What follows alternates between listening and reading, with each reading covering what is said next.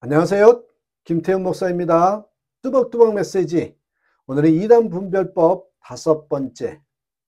듣기 좋은 말의 시대 진리를 붙들라. 듣기 좋은 말의 시대 진리를 붙들라. 디모데후서 4장 1절에서 5절의 말씀 가지고 함께 뚜벅뚜벅 걸어가겠습니다. 너는 말씀을 전파라. 때를 얻든지 못 얻든지 항상 힘쓰라.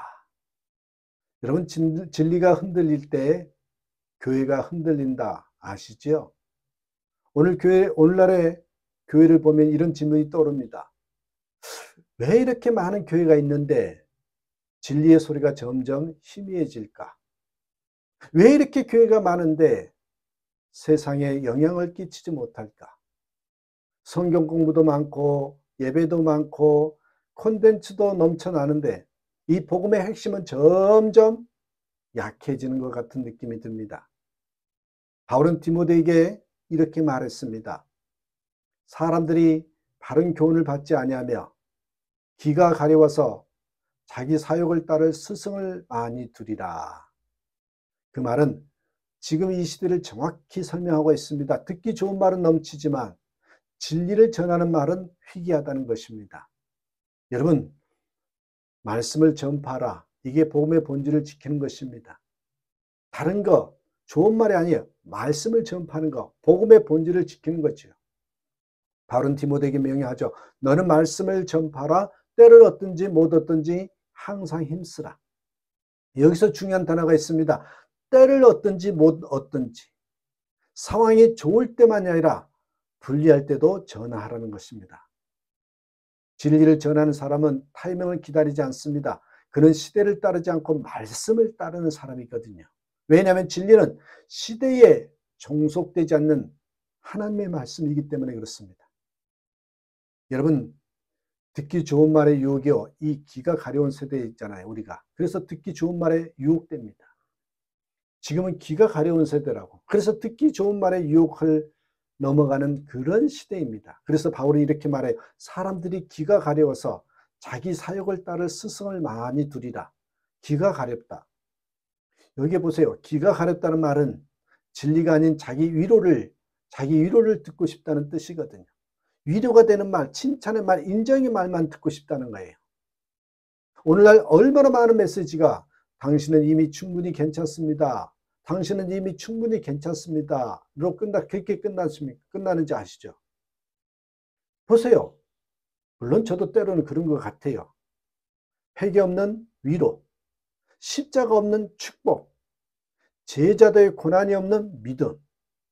여러분, 이 모든 것은 복음의 껍데기만 남은 종교적 소비품입니다. 복음은 듣기 좋은 말이 아니라 생명을 살리는 말씀입니다. 때로는 아프지만 그 아픔이 영혼을 치유하거든요. 여러분, 한 소년이 강가에서 종이배를 띄웠어요. 햇빛이 비추니 반짝이며 아름다웠어요. 그러나 바람이 불자 금세 찢어져 버리죠. 그때 어부가 철로 만든 낡은 배를 타고 지나가면서 말해요. 진짜 배는 반짝이지 않아. 대신 끝까지 버티는 거야. 진짜 배는 반짝이지 않고 대신 끝까지 버티지. 여러분, 반짝이는 신앙보다 버티는 신앙이 진짜거든요. 이단은 늘 화려해요. 하지만 그 화려함은 오래가지 못합니다. 근데 진리는 견고합니다. 비바람이 와도 폭풍이 불어도 진리는 침몰하지 않습니다. 그래서 여러분, 건전한 교훈을 붙들라고 하죠. 교회는 진리의 기둥입니다. 디모데 전서 3장 15절에 교회는 진리의 기둥과 터이다. 교회는 진리의 기둥과 터이다. 건물이 무너지지 않으려면 기둥이 바로 서야 하잖아요. 교회의 기둥은 사람이 아니에요. 교회의 기둥은 말씀입니다. 오늘 교회가 흔들린 이유는 기둥이 아닌 장식에 집중하기 때문에 그렇습니다. 건전한 교훈이 사라진 자리엔 감정과 경험이 대신 들어옵니다. 하지만 교회의 힘은 감정이 아니라 하나님의 말씀의 권위에 있습니다.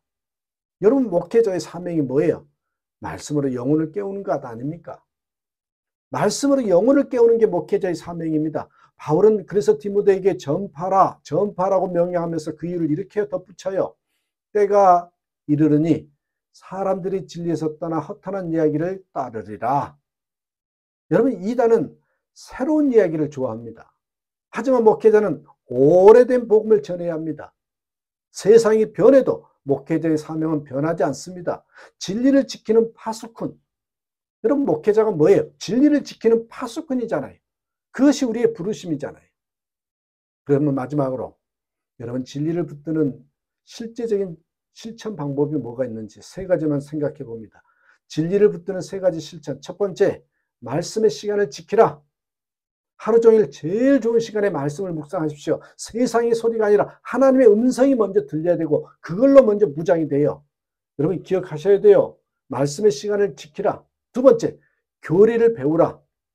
여러분, 교리는 차가운 지식이 아니라 이 말씀을 지탱하는 영적인 뼈대예요. 말씀을 조직적으로 만들어주는 것이요, 교리거든요. 그걸 배우셔야 됩니다. 세 번째는 여러분, 복음을 전하라는 겁니다. 진리를 가장 지키는 확실한 방법은 그 진리를 흘러보내는 겁니다. 여러분, 실점하지 않는 최고의 방법이 공격이라고 하잖아요. 그렇습니다. 복음을 전하는 겁니다. 그렇습니다. 여러분, 우리는 종종 이렇게 말해요. 교회가 진리를 지켜야 한다. 교회가 당연히 말씀을 붙들어야 되죠. 맞습니다. 하지만 더 근본적인 진리는 이거예요. 여러분 아셔야 돼요. 진리가 교회를 지킨다. 말씀이 교회를 지켜요. 사람의 노력보다 하나님의 말씀이 교회를 세우는 거예요. 그러므로 여러분, 진리 위에 서십시오. 그 위에 서면 무너지는 세상 속에서도 흔들리지 않습니다. 그 위에 서면 이단의 유혹 속에서도 복음의 길을 잃지 않습니다. 자, 결론입니다. 이단의 분별법을 배우고 있지만 그 결론은 뭐예요? 복음의 이 진리 위에 서야 된다. 말씀의 위에 굳건히 서야 된다. 그래야 이단에 무너지지 않고 분별의 영이 생긴다는 거 잊지 마시고 말씀으로 무장하는 저와 여러분 되시기를 주님의 이름으로 축복합니다. 감사합니다.